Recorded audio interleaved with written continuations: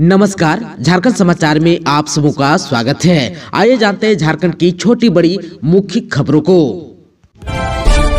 Jharkhand BEd counselling 2023 में तीसरे round की काउंसलिंग के बाद भी बीएड की 4000 सीटें खाली।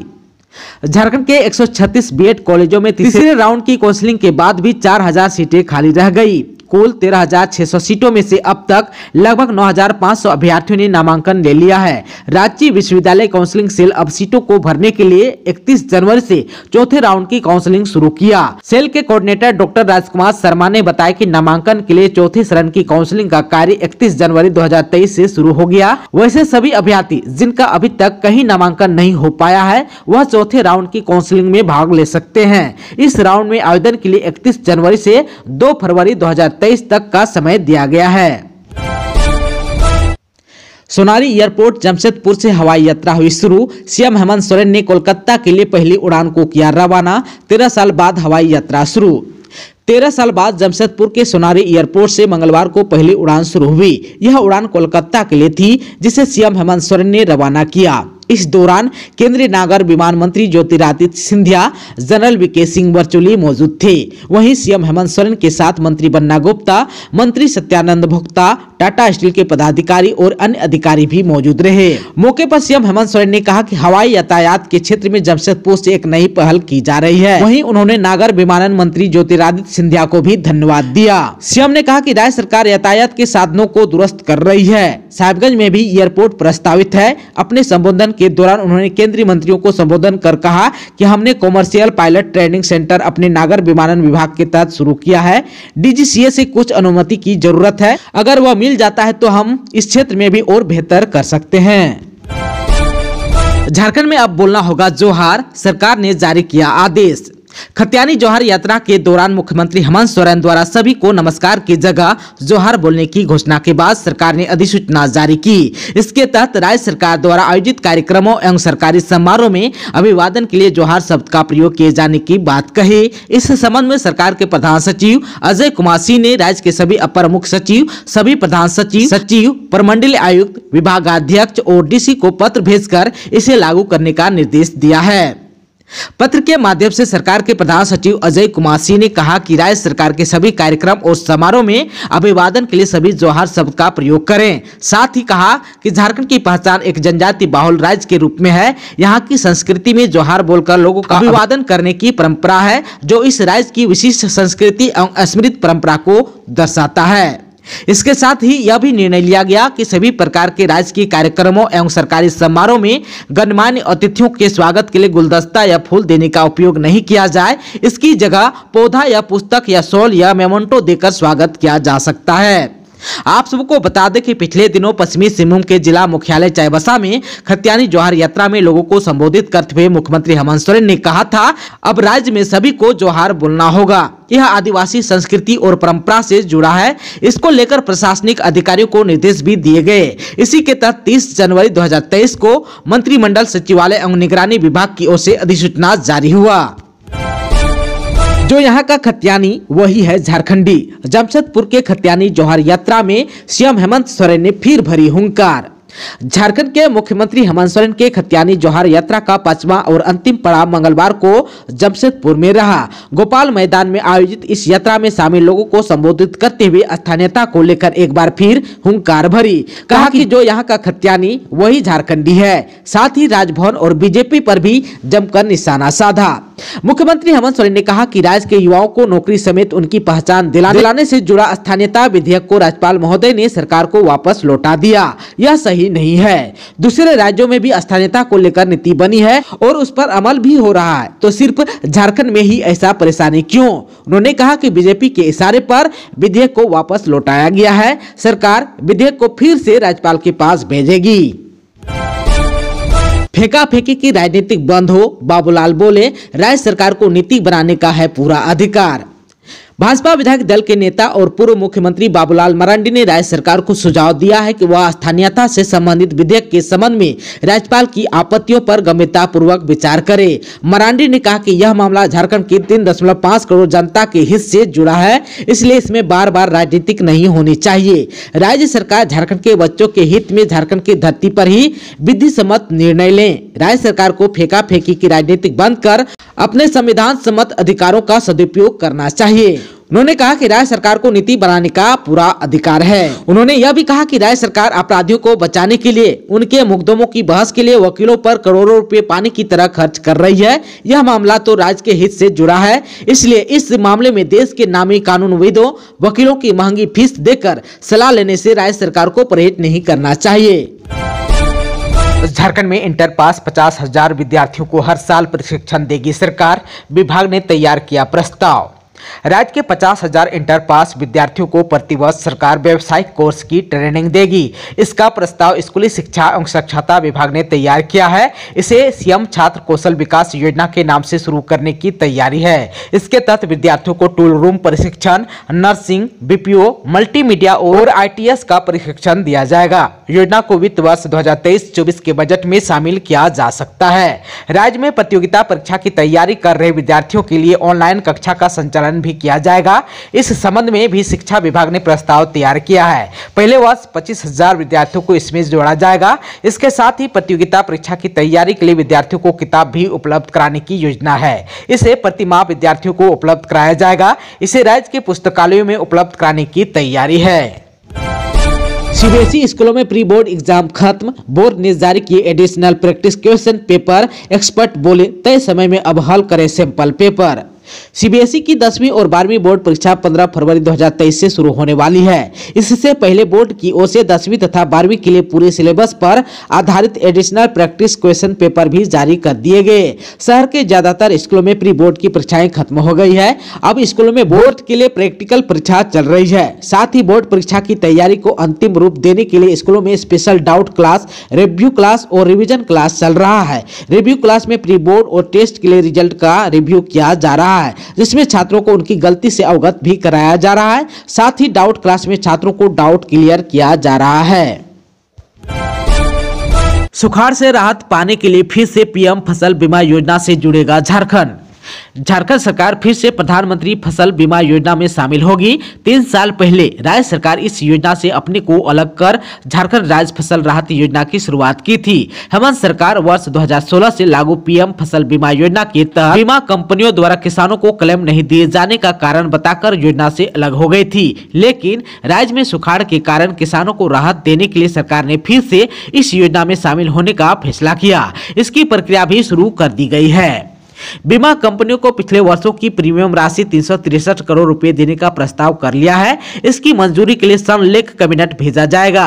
आप सबको बता दूं कि PM फसल बीमा योजना से अलग होने वाले राज्यों में सभी गैर भाजपा शासित हैं। इनमें बिहार, बंगाल, तेलंगाना, आंध्र प्रदेश और पंजाब शामिल है। फिर बदलेगा झारखंड का मौसम, पश्चिमी विक्षोभ और डिप्रेशन की वजह से तापमान में गिरावट। झारखंड में सुबह शाम ठंड लग रही है। हालांकि मंगलवार को प्रदेश के कुछ जिलों में आसमान में हल्के बादल नजर आए। पिछले 24 घंटे की बात करें तो यहां मौसम शुष्क नजर आया। सबसे अधिक तापमान चाईबासा का 32 डिग्री रिकॉर्ड किया गया, जबकि सबसे कम तापमान खूंटी में 11 डिग्री सेल्सियस रिकॉर्ड किया गया। आप सबको बता दूं कि रांची स्थित मौसम कार्यालय के मौसम वैज्ञानिक अभिषेक आनंद ने बताया है कि उत्तरी झारखंड का जो भाग है, यानी कि संथाल परगना, पलामू संभाग और हजारीबाग में न्यूनतम तापमान में गिरावट देखने को मिलेगी। इन इलाकों में अगले 2 से 3 दिनों में तापमान 2 से 4 डिग्री गिर सकता है। इसकी वजह मौसम वैज्ञानिक ने बताया कि पश्चिमी विक्षोभ के जाने से जो ठंडी हवाएं आएगी, उस कारण तापमान में गिरावट देखने को मिलेगी। वहीं झारखंड की राजधानी रांची और कोल्हान के इलाकों में 2 फरवरी से तापमान में गिरावट देखने को मिलेगी। इन इलाकों में भी 2 से 4 डिग्री तक तापमान में गिरावट देखने को मिलेगी। वैज्ञानिक अभिषेक आनंद ने बताया कि एक जो सिस्टम है बंगाल की खाड़ी में, अभी उसकी जो स्थिति है वो डिप्रेशन के फेज में है। ये डिप्रेशन आज यानी कि बुधवार को श्रीलंका के तट पर पहुंच सकता है। इस वजह से अधिकांश झारखंड में बादल देखने को मिलेंगे। वहीं आज यानी कि बुधवार को दोपहर तक मध्य और दक्षिणी झारखंड में बादल देखने को मिल सकता है। मौसम वैज्ञानिक अभिषेक आनंद ने बताया कि 3 फरवरी के बाद से तापमान में बढ़ोतरी देखने को मिल सकती है। ये जो तापमान में उतार चढ़ाव है वो पश्चिमी विक्षोभ की वजह से है। आप सबको बता दूं कि अंडमान सागर के पास जो डिप्रेशन है उसकी वजह से भी तापमान में चेंजेस देखने को मिल रहा है। 4 फरवरी को देवभूमि आएंगे गृह मंत्री अमित शाह, विशेष ट्रेन की भी व्यवस्था, सांसद निशिकांत दुबे कर रहे हैं स्वागत की जोरदार तैयारी। देश के गृह मंत्री अमित शाह 4 फरवरी को देवघर आएंगे। गृह मंत्री के लिए स्पेशल ट्रेन की व्यवस्था की गई है। यह ट्रेन गोड्डा रेलवे स्टेशन से सुबह 9 बजे जसीडीह रेलवे स्टेशन के लिए प्रस्थान करेगी। देवघर में तैयारी जोरों पर है। सांसद निशिकांत दुबे इस संबंध में सोशल मीडिया पर लगातार जानकारी साझा कर रहे हैं। आप सबको बता दो कि गृह मंत्री बाबा बैद्यनाथ की पूजा अर्चना करने के बाद खाद कारखाना का शिलान्यास करेंगे।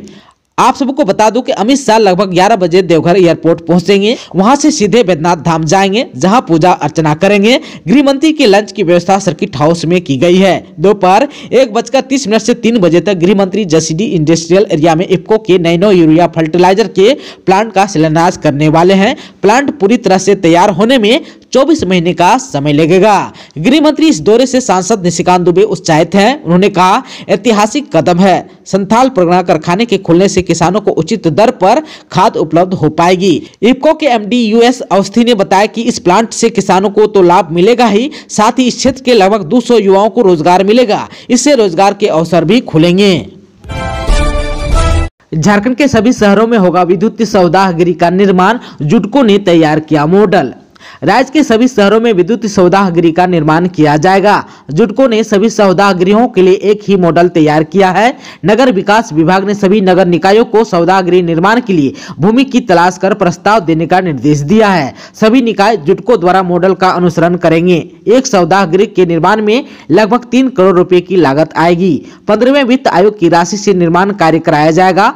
सौदागृह गैस फायर्ड होंगे। राज्य के 16 नगर निकायों में विद्युत सौदागृह निर्माण शुरू कर दिया गया है। इसमें धनबाद, चास, कोडरमा, गिरिडीह, आदित्यपुर, चाईबासा, सरायकेला, जुगसलाई, चतरा, लातेहार, लोहरदगा, खुट्टी, गुमला, सिमडेगा, तुमका और गोड्डा शामिल है। इन सभी शहरों में प्रस्तावित विद्युत सौदागृह निर्माण पर 47.13 करोड़ रुपए खर्च किया जाएगा। हज यात्रा के लिए अब तक नहीं निकली आवेदन फॉर्म, लोग कार्यालय का लगा रहे हैं चक्कर। हज यात्रा के लिए अब तक आवेदन फॉर्म की तिथि नहीं निकली है, इससे हज यात्री परेशान हैं। इस बार 26 जून से हज यात्रा शुरू होगी। पिछले साल हज यात्रा के लिए 4,19,500 रुपए लगे थे और झारखंड से लगभग 1500 लोग हज पर गए थे। भारत के लिए इस बार जो है 1,75,000 लोगों का कोटा जारी किया गया है। आप सबको बता दूं कि हज यात्रा का आवेदन फॉर्म नहीं निकलने से कार्यालय के लोग भी परेशान हैं। उन्होंने कहा कि रोज कई लोग इस सिलसिले में पूछताछ के लिए आ रहे हैं, वहीं कई लोग फोन पर इसकी जानकारी भी ले रहे हैं। उन्होंने कहा कि अब तक आवेदन फॉर्म जमा हो जाना चाहिए था और पासपोर्ट आदि भेजने की प्रक्रिया शुरू हो जानी चाहिए थी। चाईबासा पुलिस को मिली बड़ी कामयाबी, पीएलएफआई के 3 सक्रिय सदस्यों को किया गिरफ्तार, AK-47 समेत कई हथियार बरामद।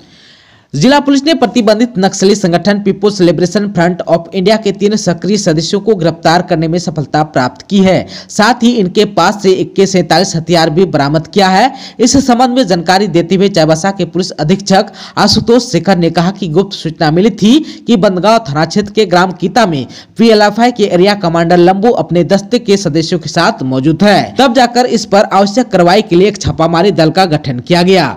छापामारी के क्रम में ग्राम कीता में 2 संदिग्ध मोटरसाइकिल को आते हुए देखा गया।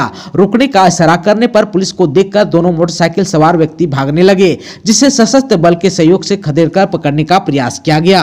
इस दौरान एक मोटरसाइकिल पर सवार व्यक्ति भागने में सफल रहे तथा दूसरे मोटरसाइकिल पर सवार लोगों को पकड़ लिया गया। इनकी पहचान लोकी साड़ी पूर्ति, बिरसा डहंगा और सुखराम साड़ी पूर्ति के रूप में हुई। ये पीएलएफआई के सक्रिय सदस्यों में से है। लातेहार में 2 उग्रवादी गिरफ्तार, किसी बड़ी घटना को अंजाम देने आए थे नक्सली, ठेकेदारों से लेवी वसूलने की भी थी तैयारी।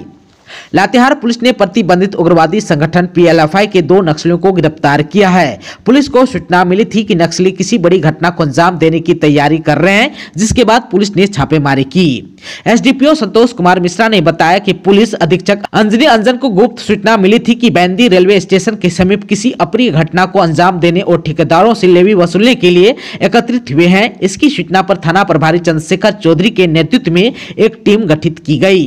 गठित टीम जैसे ही पुष्कर्मित मध्य विद्यालय बैंदी यानी कि लेधपा पहुंची तो पीएलएफआई के दोनों उग्रवादी फोन से ठेकेदारों और व्यवसायियों से लेवी मांग रहे थे। इसी दौरान दोनों उग्रवादियों को धर दबोचा गया। पुलिस ने गिरफ्तार उग्रवादी के पास से 7.65 mm की एक पिस्टल, 6 जिंदा गोली, 3 मोबाइल और उग्रवादी संगठन पीएलएफआई का एक पर्चा बरामद किया है। बस ने ओवरटेक कर अचानक मारी ब्रेक, हो गई बाइक सवार की मौत। हेलमेट पहना होता तो बच सकती थी जान। दुमका के गोपी कांदर के केरा पाथर गांव के समीप मंगलवार दोपहर बस से टकराने से बाइक सवार लखीराम मड़ैया की मौत हो गई। इस सड़क हादसे में उसकी बहन पूनम कुमारी बाल बच गई। हेलमेट नहीं पहनने के कारण सिर पर गहरी चोट लगने से उसकी जान चली गई। पोस्टमार्टम के बाद शव को मृतक के परिवार वालों को सौंप दिया गया है। आप सबको बता दो कि मृतक की बहन पूनम ने बताया कि चाची को प्रखंड कार्यालय में काम था। भाई के साथ वह और चाची कार्यालय आए हुए थे। चाची ने कहा कि उन्हें देर हो जाएगी इसलिए घर चले जाएं। पूनम अपने भाई के साथ घर लौट रही थी, तभी पीछे से दुमका से पाकुड़ की ओर जा रही डिलक्स बस ने पहले ओवरटेक किया और फिर आगे आकर अचानक ब्रेक लगा दी। बाइक की गति तेज होने के कारण भाई ने रोकने का प्रयास किया, लेकिन बस के पिछले हिस्से से टकरा गया। पीछे बैठने की वजह से वह बाल बच गई। हेलमेट नहीं पहनने के कारण भाई के सिर में गंभीर चोट आई थी। ऑनलाइन होगी ममता वाहनों की व्यवस्था, प्रति मरीज 1250 रुपये खर्च करेगी। राज्य में जननी शिशु सुरक्षा कार्यक्रम के तहत गर्भवती महिलाओं और 1 वर्ष तक के बीमार शिशुओं को अस्पताल पहुंचाने एवं अस्पताल से वापस घर लाने के लिए संचालित ममता वाहनों पर अब अधिक राशि खर्च की जाएगी। राज्य सरकार ने प्रति मरीज खर्च होने वाले अधिकतम राशि 800 रुपये से बढ़ाकर 1250 रुपये कर दी है। इसके साथ ही ममता वाहनों पर खर्च की नई दर के साथ साथ पिछले साल राज्य में शुरू हुई बाइक एम्बुलेंस सेवा के लिए भी दर तय कर दी है। आप सबको बता दूं कि ममता वाहन लाभुकों को निःशुल्क उपलब्ध कराए जाते हैं।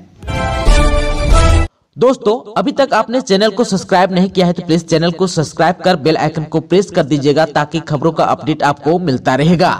इसके साथ ही आज के खबरों में बस इतना ही। हमें दीजिए इजाजत। नमस्कार।